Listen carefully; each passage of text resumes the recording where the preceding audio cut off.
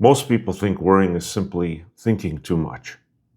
But that description misses what worry actually is and what it's trying to do. You see, worry is a very specific mental process. It's a chain of thoughts, verbal thoughts, in the form of questions, predictions, and imaginary scenarios. And it's focused on uncertain future events that might turn out really bad. In other words, worrying is a form of anxiousness about future negative events. Your mind is anticipating what might go wrong and prepare for uncertain outcomes before they happen. That's why worrying is usually focused on the future. It asks questions like, what if something bad happens? What if I made the wrong decision? What if this problem gets worse? At first glance, this worrying feels useful. It feels like your mind is trying to anticipate danger, solve problems, protect you from negative outcomes. And to some extent, that's exactly what it's trying to do. There's a very good definition of worry. It describes it as an attempt to engage in mental problem solving in uncertain outcomes and negative consequences. That's why worrying can feel productive. It gives the impression that you're being responsible, vigilant, and prepared. In fact, most people believe that worrying helps them cope.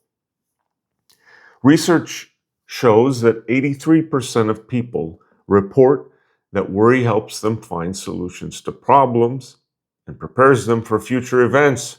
Sign me up. Nearly half of worry episodes are experienced as attempts at problem solving. Now, in small amounts, this can sometimes be true.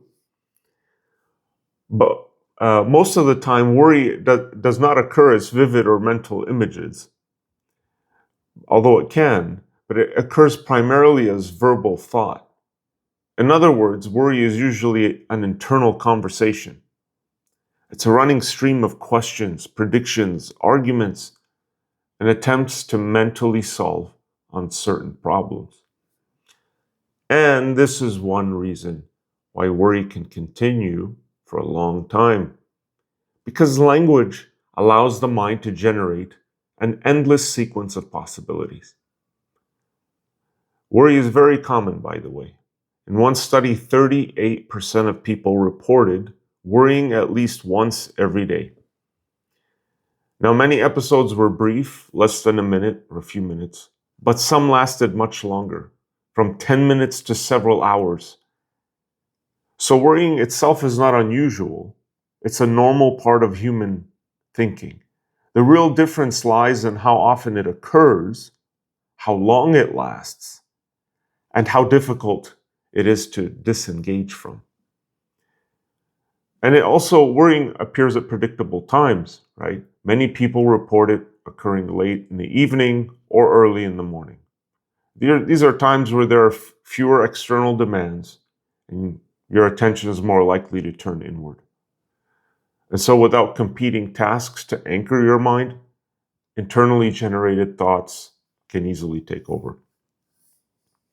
So the content of worry is also remarkably consistent across people. The most common things to worry about: relationships, family, work, finances, and health. And 1/3 of all reported worries concern family and interpersonal relationships. Makes sense, right? Because relationships are deeply connected to our goals and identity. Now, the problem is that worry easily becomes excessive. Instead of leading to clear action, it turns into a cycle of analysis, prediction, and mental rehearsal. The same questions are asked repeatedly, right? The same possibilities are examined over and over. And despite all of this thinking, no final solution is reached.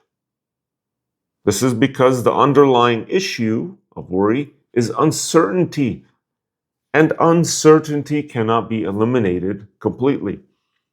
So the mind keeps searching for certainty that never arrives. And at this point, worrying stops functioning as problem solving and becomes a self-perpetuating thinking process. Now, there's an important paradox here. As worry becomes more severe, actual problem solving becomes less effective. In other words, the more intensely you worry, the less successful you are at solving the problem that you're worrying about. The process feels productive, but gradually begins to interfere with clear thinking. So worry presents itself as a solution, but when it's excessive, it becomes part of the problem. It consumes time, attention, mental energy. So when worry dominates this space, fewer resources are available for whatever you're trying to do. That's why worrying interferes with your focus, with productivity, and performance. And when it's most persistent, worrying can occupy an astonishing amount of mental time. People with generalized anxiety disorder report worrying for approximately 60% of the day. Oh my God. Non-anxious people reported worrying for about 18% of the day. That is an enormous difference. Like at this level, worrying is not an occasional mental event. It's a dominant form of thinking, processing, like a continuous background activity that captures your attention, consumes your working memory, and maintains a chronic sense of threat. Right? This is also why worrying feels difficult to stop. The thoughts themselves are not necessarily stronger than you, but what happens is that your attention becomes captured by these internal verbal thoughts. And instead of being directed by your goals, your attention becomes organized around possible threats and imagined outcomes. Your mind is like locked into a future-oriented monitoring process. And because your attention is attached to that process, the sense of threat persists. So the more your attention is allocated to worry, the more important and urgent the worry appears. The more important they seem, the harder they are to disengage. So this is like a feedback loop. Worrying leads to more self-focus and threat monitoring. The threat monitoring generates more uncertainty, and more uncertainty leads to more worry. What a beautiful cycle. So we got to understand that the difference between normal and excessive worry is not the topics, not the subject, right? The difference is how much time the worry occupies, how many areas of your life it spreads to, and how uncontrollable it feels. When your worrying becomes pervasive and difficult to disengage from, it begins to interfere with your normal functioning and even emotional recovery, right? This is where attention becomes critically important. Worry is not sustained simply because of what you're thinking. Worrying is sustained because your attention system keeps returning to the process. That's why trying to solve every thought often fails. Because the issue is not your thought content. The issue is the mental processes that reallocate your attention back to the uncertainty and threat. And that is precisely what my attention training program is designed to do. Rather than arguing with each worrying thought, you begin training the ability to redirect your attention deliberately and flexibly. And over time, this changes your relationship to worry itself. The thoughts may still arise, but they don't dominate your cognitive system in the same way. And that is where real change begins.